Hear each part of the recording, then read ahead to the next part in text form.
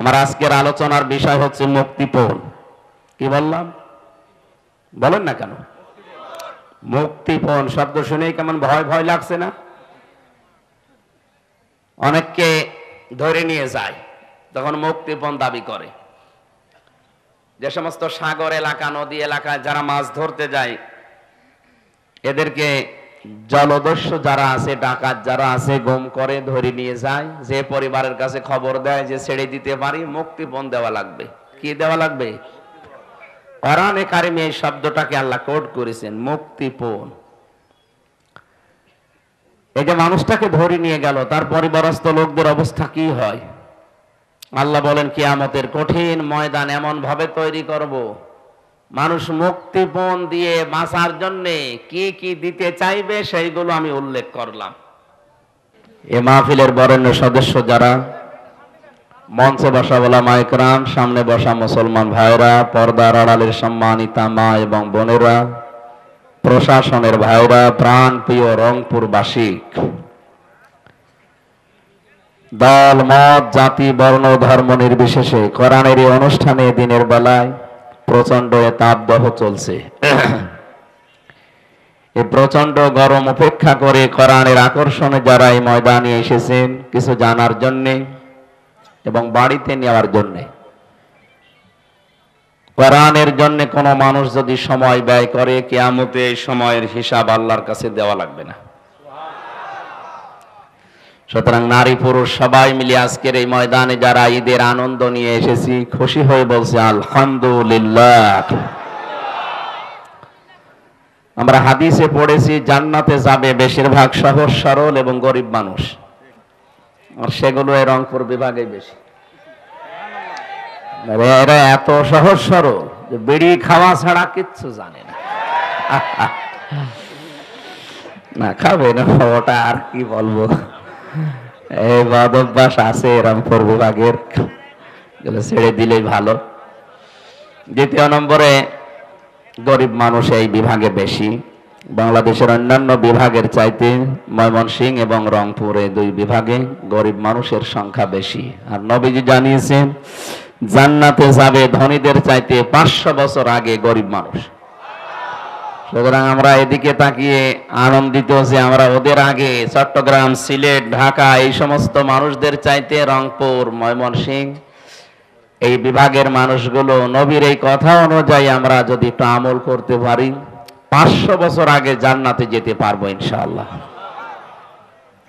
500 বছর মানে 1 2 3 করে আমরা যেভাবে গণনা করি, 50 আলফা সানা মিম্মা তাউদ্দুন, মরণের পরে এক একটা দিন শুরু হবে এই দুনিয়ার গণনা হিসাবে 50,000 বছরের মতো লম্বা। এই হিসাবে 500 বছর আপনি হিসাব করেন, ক্যালকুলেটর নষ্ট হয়ে যাবে। সুতরাং বিশাল সুযোগ, দুনিয়ায় কষ্টের মাধ্যমে হলেও আল্লাহ যে আখেরাতে আমাদেরকে দান করবেন, নবীর এই কথা আমরা 100 ভাগ বিশ্বাস করি নাকি? বলেন বলেন।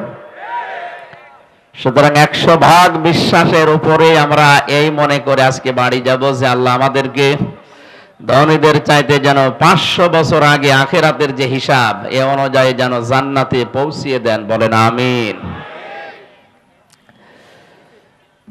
নবীজি জানিয়েছেন মান ক্বালা বিহি সাদাকা, যারা কোরআন দিয়ে কথা বলে দুনিয়ায় এরা সত্য কথা বলে। সুতরাং আজকের এই ময়দান থেকে সিদ্ধান্ত নিয়ে বাড়ি যাওয়া লাগবে যে কোরআন ছাড়া অন্য কোনো বিষয়ের কথা আমরা শুনতে চাই না, আর বিশ্বাসও করি না। আমান আমিলা বিহি উজিরা, যারা কোরআন দিয়ে আমল করে তাদের পুরস্কার আল্লাহ নিজে দেবেন। আজকে আমরা কোরআনের 7টা আমলের কথা এখান থেকে শুনে যাব। 500 আমল আছে কোরআনে। কত?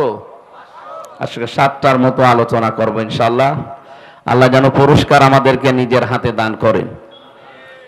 আমান হাকামা বিহি আদালা, যারা কোরআন দিয়ে বিচার করে এরা ন্যায় বিচার কায়েম করে। আমান দাআ ইলাইহি হাদা, যে ব্যক্তি কোরআন দিয়ে মানুষকে ডাকে আল্লাহ তাকে হেদায়েতের উপরে রাখে। তাহলে হেদায়েতের উপরে থাকতে গেলে বড় জুব্বা গায়ে দিয়ে, পাগড়ি মাথায় দিয়ে, শুধু তাসবিহ হাতে নিয়ে থাকলে হেদায়েতের উপরে থাকা যায় না। হেদায়েতের উপরে থাকতে গেলে কোরআন দিয়ে মানুষকে ডাকা লাগে। কথা বুঝতেছেন? তাহলে আজকে থেকে টার্গেট নেওয়া লাগবে, আমরা ডাকতে হলে কে দিয়ে ডাকবো? পরবর্তী কথাটা আরো মারাত্মক। ফাকাদ হুদিয়া ইলা সিরাতিম মুস্তাকিম। নবীজি বলেন, কেউ যদি কোরআনের ডাকে সাড়া দিতে পারে, আল্লাহ তাকেও সহজ জান্নাতের পথ নসিব করে দেবে। সুতরাং আমি হেদায়েতের উপরে থাকার নিয়তে কোরআন দিয়ে আজকে ডাক দেব, আর আপনি জান্নাতের পথ পাওয়ার জন্য কোরআনের ডাকে সাড়া দেবেন। তাহলে আজকের মাহফিল সাকসেস হবে ইনশাআল্লাহ।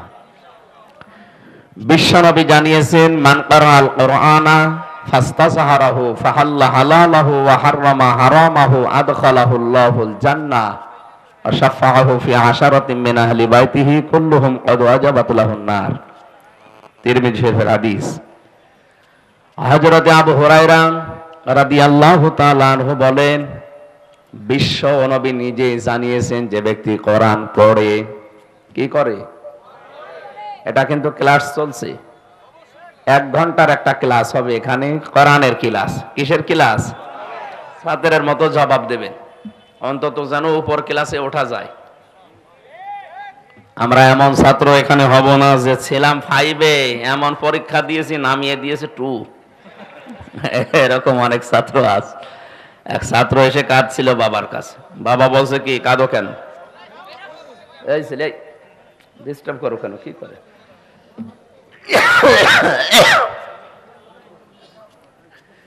ছেলের কান্না থামে না, ডাক দিয়ে বলে, কি কাঁদো কেন? পরীক্ষার রেজাল্ট দিয়েছে। পরীক্ষার রেজাল্ট দিয়েছে তো ভালো জিনিস, পাশ করেছো না ফেল করেছো? আব্বা, পাশ করলে ফেল করলেও তো একটা কথা ছিল, ছিলাম 5-এ নামিয়ে দিয়েছে 3। তা আমরা যেন এরকম ছাত্র না হই, আমরা এরকম ছাত্র হব আজকে একটা ক্লাসে 5-এ থাকলে যেন অন্তত 7-এ ওঠা যায়। আমি কিন্তু 6 পড়ি নাই, 5 পড়ি একবারে 7-এ। আমরা এমন ছাত্র আজকে এখান থেকে 1 ঘন্টায় তৈরি হব। আমরা 5-এ যারা আছি, আমরা যেন 1 ক্লাস ডেমিয়ে, 1 ক্লাস বাদ দিয়ে 7-এ 8-এ উঠতে পারি ইনশাআল্লাহ। যে ব্যক্তি কোরআন পড়ে, এই যে কারাআ, এই শব্দটা পড়া, কোরআন শরীফের ভেতরে আল্লাহ 3টি শব্দ দিয়েছেন কোরআন পড়ার ব্যাপারে, কারাআ, রাতালা, তালাওয়া। যারা অভিধান বোঝে কোরআনের, তাদের দেখবেন অভিধানে লেখা আছে, কেউ যদি কোরআন পড়তে চায় তার শর্ত 4টা লাগবে। কয়টা? 1 নম্বরে, কেউ যদি কোরআন পড়তে চায় সে যেন শুদ্ধ করে পড়ে। অশুদ্ধ পড়লে কোরআন আবার বরদোয়া দেবে। যেন আজকের এই ময়দান থেকে আমরা শুধু এসেছি তা না, সিদ্ধান্ত নিয়ে বাড়ি যাব, মরণের আগে হলেও কোরআন শুদ্ধ করে আমরা পড়তে চাই, নারী হোক আর পুরুষ হোক। খায়রুকুম মান তাআল্লামাল কোরআন ওয়া আল্লামা। পৃথিবীতে শ্রেষ্ঠ মানুষ ওইটা নবীর দৃষ্টিতে, যে ব্যক্তি কোরআন শরীফ পড়ে এবং মানুষকে পড়ায়। আমরা এই 2টা যে কোনো একটাই থাকতে চাই, হয় পড়বো না পড়াবো। 2 নাম্বার শর্ত হচ্ছে, কোরআন শুধু পড়লেই শুদ্ধ করে হবে না, এটাকে বুঝতে হবে। আর আমি যতটুকু জানি, বাংলাদেশে রংপুর, খুলনা, এই সমস্ত বিভাগের মানুষগুলো কোরআন বোঝার ব্যাপারে একটু অনীহা। এরা বোঝেও কম, বোঝার চেষ্টাও কম এদের। যে আন্তর্জাতিক কম্পিটিশন যেগুলো হয়, দেখেন রংপুর, খুলনা, এই সমস্ত বিভাগের ছেলে মেয়েরা চান্স পায় না, পায় সব চট্টগ্রাম, সিলেট, ঢাকা, এই সমস্ত জায়গা। এই জন্য আমরা আরো এগিয়ে যাব কোরআন বোঝার ব্যাপারে। 3 নম্বরে, কোরআন শুধু বুঝলেই হবে না, যেখান থেকে বুঝবেন যতটুকু ওইটাই প্র্যাকটিক্যাল লাইফে, বাস্তব জীবনে সেট করার চেষ্টা চালাতে হবে ওই সময় থেকে। আমি বসে বসে পড়ছি, ওয়ালা ইয়াহুদ্দু আলা তুআমিল মিসকিন। আল্লাহ তাআলা বলেন, হে নবী, কিয়ামত বিশ্বাস করে না কারা জানেন?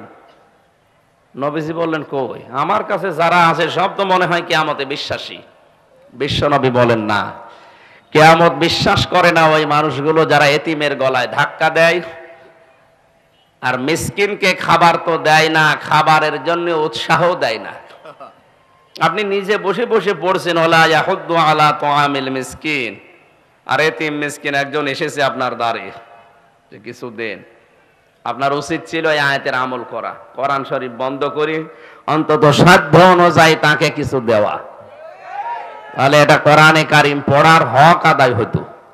আর আপনি পড়েই গেলেন সওয়াব পাওয়ার জন্য, ওদিকে ওই লোকটা না খেয়ে আছে 2 দিন, না আপনারে পড়ার কোনো গুরুত্ব নেই, লাভ হবে না। এজন্য শর্ত হচ্ছে যেটা যখন পড়বেন ওইটা ওই জায়গা থেকে যেন বাস্তব জীবনে সেট করা যায়, এই সিদ্ধান্ত নিয়ে মাঠে নেমে পড়াক। 4 নম্বরে আমি যেটা পড়ি এটা যেন মানুষকে আমি মানাতে পারি, সেই পরিবেশ তৈরি করার জন্য চেষ্টা চালানো। এ কথা বলার পরে আল্লাহর নবী জানিয়েছেন ফাস্তাযহারাহু, যারা আরবি গ্রামার বোঝে শব্দটা কত ওয়েট, কত ওজন আপনি টের পাচ্ছেন? 99টা অর্থ আছে এজহার শব্দের। এজহার মানে দাঁড় করানো, এজহার মানে স্পষ্ট করা, এজহার মানে প্রকাশ করা, এজহার মানে কায়েম করা, এজহার মানে বিজয় করা। তার মানে কোরআন যে পড়ে এবং কোরআনকে বিজয় করার জন্য দুনিয়ায় চেষ্টা চালায়, আমাদের জীবনের টার্গেটই এইটা, যেন কোরআন এ দেশে বিজয়ী হয়।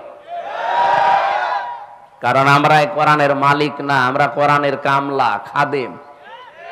আমরা কি এর মালিক নাকি? এর মালিক কে? আমরা খাদেম, কামলা। এই যে জমিনটা, এর মালিক আমি না, একজন মালিক আছে। আমাদের মতো 5-6 জনকে যদি জমির মালিক বলে আপনারা ধান লাগান, এখানে বিকাল 5টার সময় বেতন দিয়ে দেব। আমরা সারাদিন ধান লাগাচ্ছি, 10 মিনিট আগে 5-6 জন মস্তান মোটরসাইকেল নিয়ে এসে বলছে ধান লাগানো যাবে না, যা লাগিয়েছেন সব তুলে ফেলেন। আমরা বলবো ভাই এ ধানও আমাদের না, এ জমিও আমাদের না, আপনারা ধান তুলে ফেলবেন না কি করবেন, আর 10 মিনিট পরে শুরু করেন, কারণ আমরা বেতনটা নিয়ে নেই। কথা বলে না কেন? বেতনটা পেয়ে গেলে আমাদের কাজ শেষ। এ জমির মালিক আমরা না, ধানের মালিক আমরা না, আপনারা ধান তুলে ফেলবেন না বাড়ি নিয়ে যাবেন, যা করবেন কিন্তু 10 মিনিট পর। কারণ এই 10 মিনিট আগে ধান তুলে ফেললে বাড়ির মালিক আমাদের বেতন দেবে? বেতন তো দেবে না, তার জমি নষ্ট করার জন্য আরো জরিমানা নেবে। কি বুঝলেন আপনি এখান থেকে? বিকাল 5টা মানে জীবনের শেষ দিন। বিকাল 5টা মানে কি? বেতন মানে আমাদের আল্লাহর বানানো যে বাগান, জান্নাত। এরপরও যদি মস্তানি করে আপনি ধান তুলে ফেলতে চান 10 মিনিট আগে, আমি কিন্তু শক্তি নেই, তারপরও ছেড়ে দেব না, কারণ আমার রুজি রুটি এর ভেতরে। 10 মিনিট না হলে বেতন পাবো না, এটা না হলে আমার সংসার চলবে না। আপনাকে যদি বেঁধে রাখা লাগে, দরকার হয় বেঁধে রাখবো, যদি মেরে ফেলা লাগে মেরেও ফেলবো, তারপরে অন্তত 10 মিনিটে জমিন পাহারা দেওয়াই লাগবে। আল্লাহ রাব্বুল আলামিনের কোরআনের যেহেতু আমরা খাদেম, এই জমিনে কোরআনে কারিম যদি আমরা চেষ্টা চালা কায়েম করার, বিকাল 5টা জীবনের শেষ দিন পর্যন্ত চালাতেই হবে। এর ভেতরে কেউ যদি মস্তানি করেন, দরকারে বেঁধে রাখা হবে। যদি মারামারি করা লাগে হবে, যদি হাতাহাতি হয় হবে, যদি দাঁত ফেলে দেওয়া লাগে তাও দেব, যদি মেরে ফেলা লাগে তাও মেরে ফেলবো, কারণ আমার বেতন দরকার। আমার বেতনের নাম কি? জান্নাত। বলেন বলেন। ওইটা পাওয়ার জন্য বাধা আমি দিতে আপনাকে বলি নাই, বারবার বলছে আর 10 মিনিট পরে তোলেন। এখন জমির মালিক যিনি, উনি যদি এসে দেখে মস্তানরা এরপরও জোর করে তুলে ফেলছে, আমার মনে হয় জমির মালিক যদি ওই সময় কিছু না বলে, মনে করতে হবে উনি একেবারে দুর্বল, এজন্য কিছু বলছে না। না না, যদি সামনাসামনি কিছু না বলে, মালিকের তো একেবারে কিছু নেই তা না, এত বড় জমির মালিক, তার কিছু নেই, বিভিন্ন জায়গায় তার হাত আছে। মস্তানরা যেন মনে করে এখন যদি সরাসরি আমাদের কিছু না বলে, এ মালিক যদি গোপনে বিভিন্ন রকমের হাত দিয়ে আমাদেরকে ধরে, বাপ বলার সময়ও দেবে না। একটা জমির মালিককে দেখে যদি মস্তানরা এই কথা মনে করতে পারে, তামাম পৃথিবীর মালিক যিনি, আসল মালিক কে? উনি যদি এ জমিনে দিন কায়েম, কোরআনে কারিম প্রতিষ্ঠিত, বিজয়ী হওয়ার ব্যাপারে যারা বাধা দিচ্ছেন, উনি যদি কিছু না বলে, মনে করতে হবে আল্লাহর শক্তি এখন আর নেই। শক্তি থাকার পরও কিছু বলছে না, আপনি বিশ্বাস করতে পারেন এখন হয়তো কিছু বলছে না। ইন্নাহুম ইয়াকিদুনা কায়দা ওয়া আকিদু কায়দা ফামাহিলিল কাফিরিনা আমহিলহুম রুয়াইদা। আল্লাহ ছাড় দেন, ছেড়ে দেন না। এই জন্য যে সমস্ত মস্তানি করছেন আপনি থামেন, আল্লাহ যদি ধরে বাপ বলার সময় পাবেন না। আমরা তো কামলা, আমরা খাদেম, আমরা জন, মুনিশ, পাট, লেবার যাই বলেন, আমরা চেষ্টা করে যাব জীবনের শেষ দিন পর্যন্ত। কায়েম হলে ভালো, না হলেও অসুবিধা নেই, আমাদের বেতন আছে। তো আপনি কি করলেন? আপনি এটা বাধা দিয়ে নিজের কপালে আগুন লাগালেন। এজন্য এই আগুন যেন না লাগে সেদিকে খেয়াল রাখবেন। ফাস্তাজহারাহু, যে ব্যক্তি কোরআনকে বিজয়ী করার জন্য দুনিয়ায় চেষ্টা চালাবে, আদখালাহুল্লাহুল জান্নাহ। এর আগে দুইটা শব্দ ছিল, ফাহাল্লা হালালাহু ওয়া হাররামা হারামাহু। কেন? ইজহার করার পরে, বিজয়ী করার পরে আল্লাহ হালাল হারামের কথা নবীজি বললেন কেন? হাদিসের ব্যাখ্যায় আমি পড়েছি, বিশ্ব নবী জানিয়েছেন, কোরআনে কারিম যদি ব্যক্তি, পরিবার, সমাজ এবং রাষ্ট্রে কায়েম থাকে, বিজয়ী থাকে, তাহলে ওই দেশে হালালকে হালাল, হারামকে হারাম জেনে চলা সহজ। আর কোরআন যদি কায়েম না থাকে, ও দেশে যদি জিবরাইলও বাস করে, তারও হালালকে হালাল, হারামকে হারাম জেনে ছেড়ে দেওয়া কঠিন। এদেশে আজ কোরআন বিজয়ী নেই। এই জন্য যে আমার মাথার ভেতরে যে টুপি, অনেক সুন্দর দেখতে মনে হচ্ছে, কিন্তু এর ভেতরেও সুদ আছে। এখন যদি বলেন হুজুর কি বললেন, সুদের টুপি মাথায় দিয়ে ওয়াজ করছেন? কারণ হয়তো আমি 200 টাকা দিয়ে এই টুপিটা কিনেছি, টাকা আমার জায়েজ, টাকা হালাল। এই টুপিটা যে মার্কেটে, যে ফ্যাক্টরিতে তৈরি হয়েছে, ওই ফ্যাক্টরির মালিক লোন নিয়ে ফ্যাক্টরিটা দিয়েছে। কথা বলছে না কেন? তাহলে ডাইরেক্ট, ইনডাইরেক্ট, এদেশে যতদিন যাকাত ভিত্তিক অর্থনীতি কায়েম না হবে, ফেরেশতা জিবরাইল এসে যদি বাস করে এদেশে, সেও সুদখোর। এজন্য যাকাত ভিত্তিক অর্থনীতি কায়েম যতদিন না হয়, এটা কোরআনের নির্দেশ না? নামাজের কথা 82 বার, যাকাতের কথা ফাকিমুস সালাতা ওয়া আতাবুজ যাকাত, নামাজ কায়েম করো, যাকাত প্রদান করো। এজন্য আমাদের দেশে যারা দায়িত্বে আছে, আমাদের প্রধানমন্ত্রী শেখ হাসিনা সহ যারাই দায়িত্বে আছেন, অর্থনৈতিক যে বিষয়, এটা ইবাদত আমরা অনেকে মনেই করি না। এটা যে একটা ইবাদত অনেকে মনে করি না, অথচ হালাল রুজি না হলে আপনার ইবাদতও কবুল হবে না। বলেন, যাকাত ভিত্তিক অর্থনীতি কায়েম হয়ে গেলে বাইরের দেশে আমাদের এভাবে আর হাত পাতা লাগবে না। বিভিন্ন ব্যাংকে যে টাকাগুলো পড়ে আছে, এই টাকাগুলো যদি সরকার কালেক্ট করে যাকাতের মাধ্যমে, এককালীন দানের মাধ্যমে, এদেশে 3 বছর পরে যাকাত নেওয়ার জন্য মাইকে ঘোষণা দেওয়া মানুষ পাওয়া যাবে না। এটা জরিপ এসেছে, আমি বানিয়ে বলছি না। এজন্য কোরআন যদি আমরা ইজহার করার, প্রতিষ্ঠিত করার, কায়েম করার চেষ্টা চালাই, এদেশে হালালকে হালাল জেনে মেনে নেওয়া সহজ হবে, আর হারামকে হারাম জেনে মেনে নেওয়া সহজ হবে। আদখালাহুল্লাহুল জান্নাহ, আল্লাহর নবী বলেন, তখন তাকে আল্লাহ জান্নাতে প্রবেশ করিয়ে দিয়েছে, না দেবে? না না, আদখালা এটা মাঝের সিগা, তার মানে সে জান্নাতে চলে গেছে। সুবহানাল্লাহ বলেন না, দাঁড়ান আগে। তো এখানে কথা ছিল আদখালাহুল্লাহুল জান্নাহ, আল্লাহ তাকে জান্নাতে দিয়েছে, না দেবে? কেন? তো মানুষ তো এখন আমরা মারা যায়নি, জান্নাতে দিল কি করে?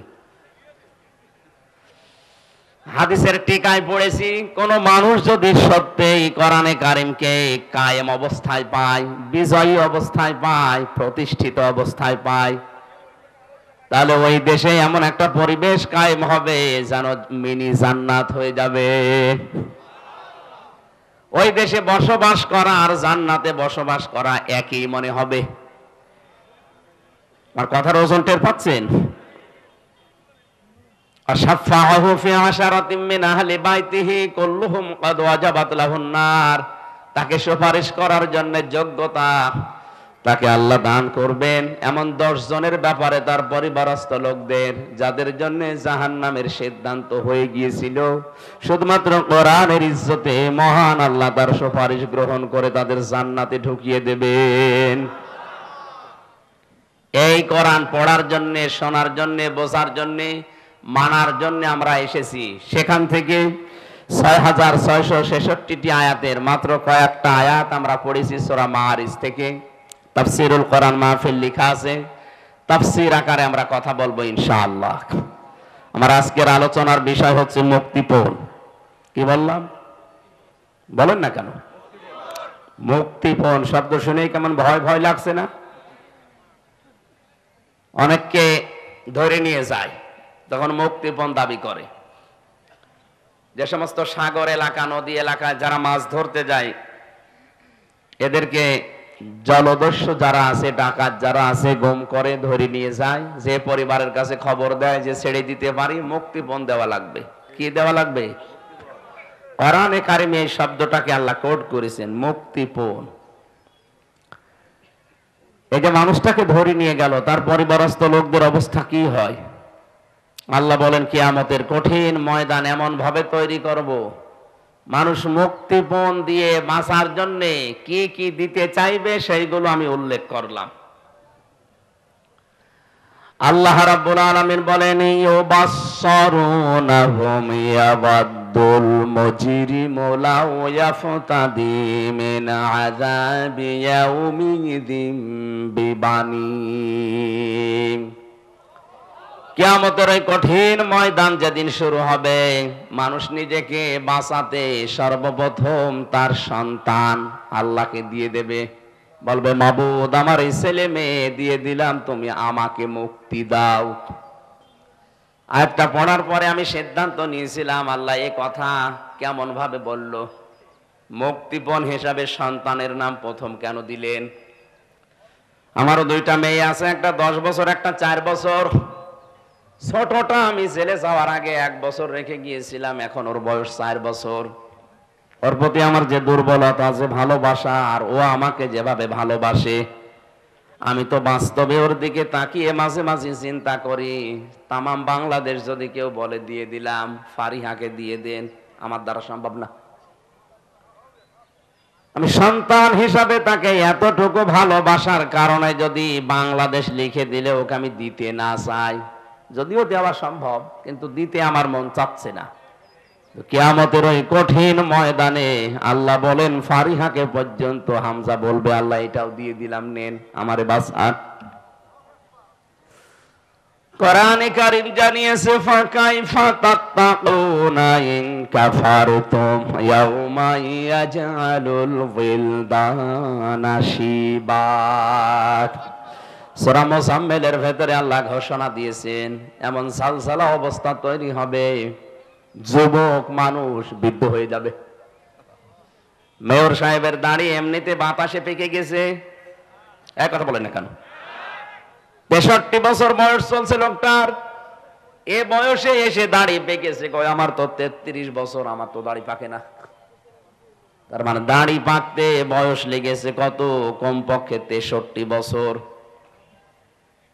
আমি একটা যুবক মানুষ, আল্লাহ বলেন কিয়ামতে এমন কঠিন জালজালা অবস্থা পয়দা করব, হামজার মতো 33 বছরের যুবক, মোস্তফা সাহেবের মতো 63 বছরের বুড়ো হয়ে যাবে। আপনি কথাগুলো খুব নরমাল বলছি তা না, একটু ভাবেন তো হৃদয় দিয়ে, কি অবস্থা আল্লাহ বানাবেন। আল্লাহ পাক বলেন সন্তান হওয়ার জন্য মেয়েদের লজ্জা স্থান লাগে, কিয়ামতের কঠিন ময়দানে লজ্জা স্থান লাগবে না, পেট ফেটে বের হয়ে যাবে।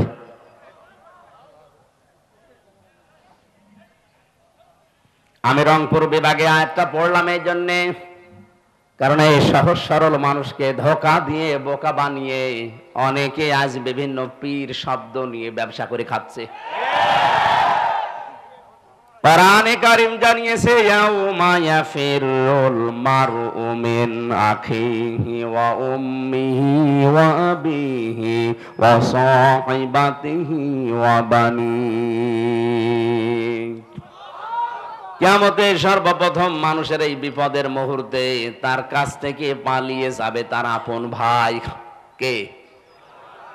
আমরা বাংলাদেশে যত কঠিন অবস্থায় থাকি না কেন, ভাই বোনের ছোটকালের যে সম্পর্ক, এটা যাদের আছে তারা জানে কত মধুর সম্পর্ক ভাই বোনের, কত আপন সম্পর্ক ভাই বোনের।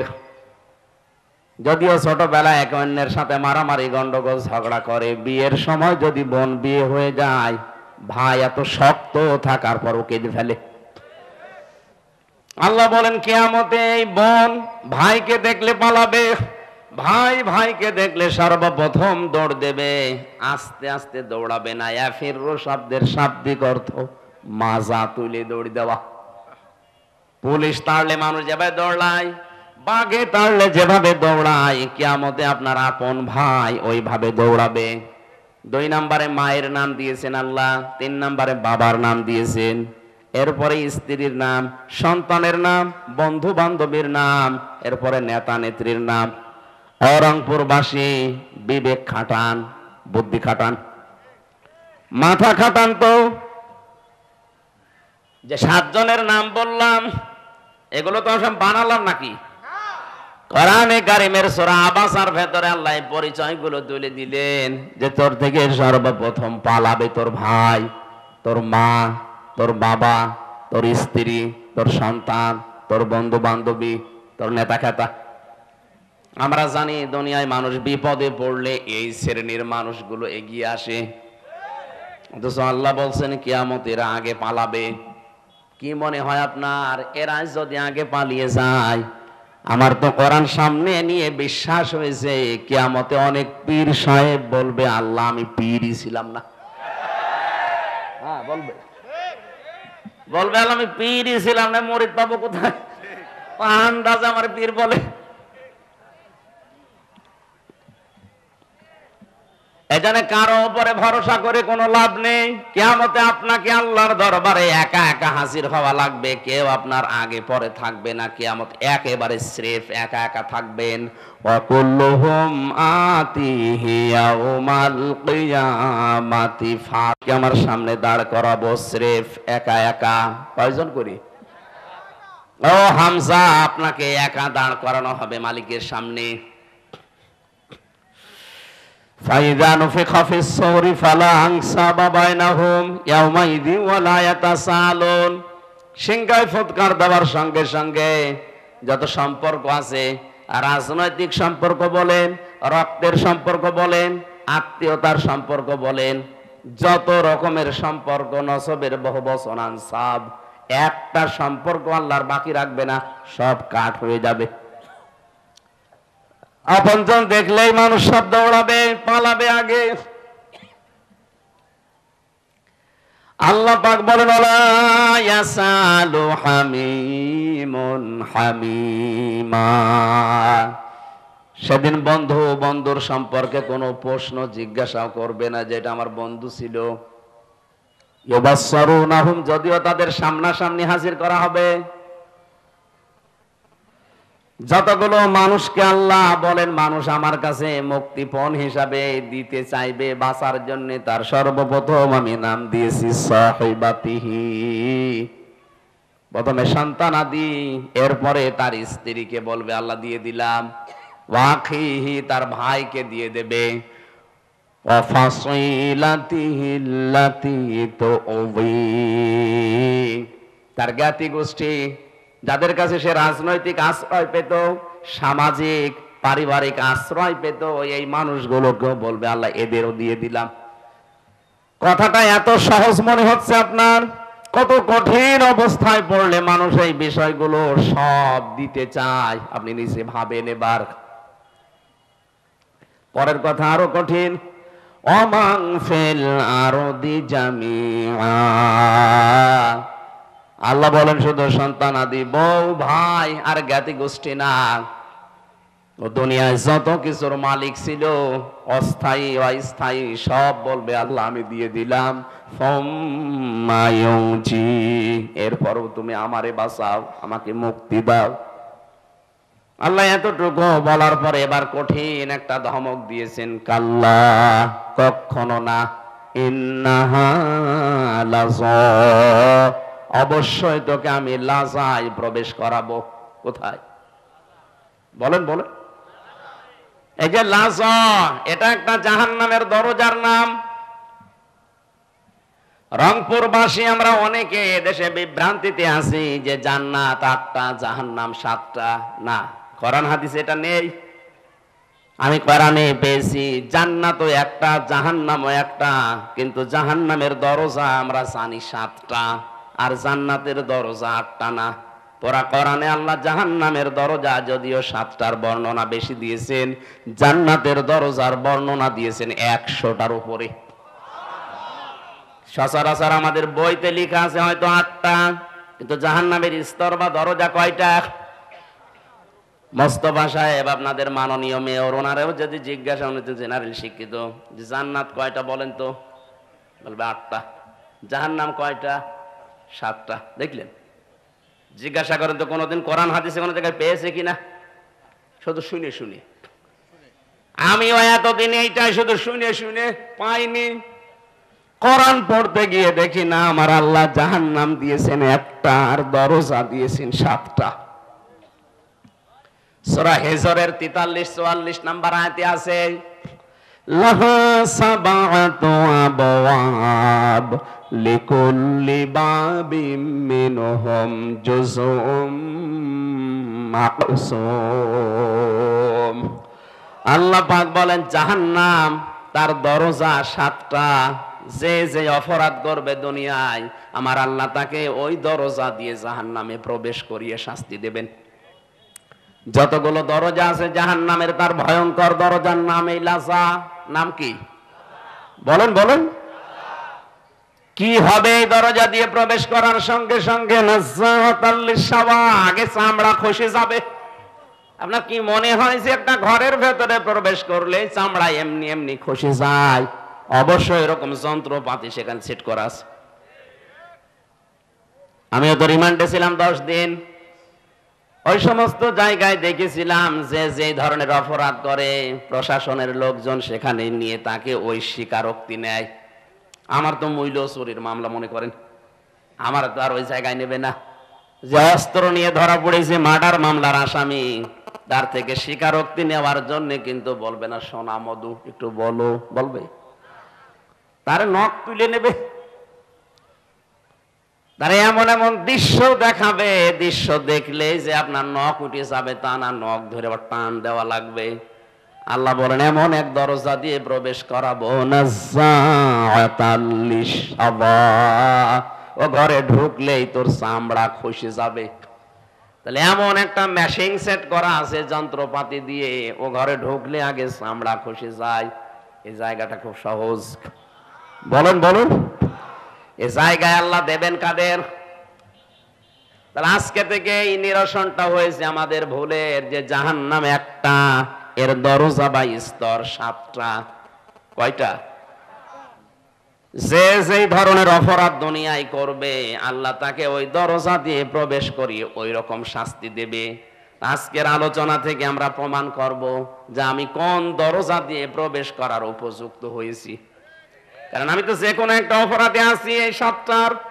আমরা আজকে দেখবো যে আমি কোন অপরাধের কারণে কোন দরজা দিয়ে প্রবেশ করার জন্য আল্লাহ আমার উপযুক্ত করেছে। যদি আমি ওই দরজার সামনে থাকি, যেমন হুতমা আছে, হোমাজাস, হাবিয়া আছে, লাজা আছে, সাকার আছে, সাঈর আছে, জাহান্নাম আছে, এই 7টা দরজা আমার আল্লাহ বানিয়েছে। আপনি আজকে এখান থেকে জেনে যাবেন যে আপনি কোন দরজার সামনে দাঁড়িয়ে আছেন। যদি দেখেন আপনি হাবিয়ার সামনে, যদি হুতমার সামনে, যদি লাজার সামনে, সাঈরের সামনে, সাকারের সামনে, জাহিমের সামনে, জাহান্নামের সামনে, জাহান্নাম একটা দরজার নাম। যে কোনো দরজায় অবশ্যই আমরা কেউ না কেউ আছি। যদি থাকি, আজকের আলোচনার শেষে ওই দরজা থেকে এক দৌড়ে আমরা জান্নাতের 100টা দরজা আছে, যে কোনো দরজায় প্রবেশ করব ইনশাআল্লাহ। আজকে আমার রাতের আলোচনা আছে মাওলানা সিরাজুল ইসলাম ফারুকী ভাইয়ের, এর রাজারহাট কুড়িগ্রাম, রাজারহাট, রাত 9টা থেকে 11টা পর্যন্ত। ওখানে আমি জান্নাতের 100টা স্তরের কথা বলার চেষ্টা চালাবো, যে কয়টা পারি। আজকে জাহান্নামের স্তরগুলো বলছি, খুব মনোযোগ দিয়ে শুনবেন যে আপনি কোন দরজায় দাঁড়িয়ে আছেন।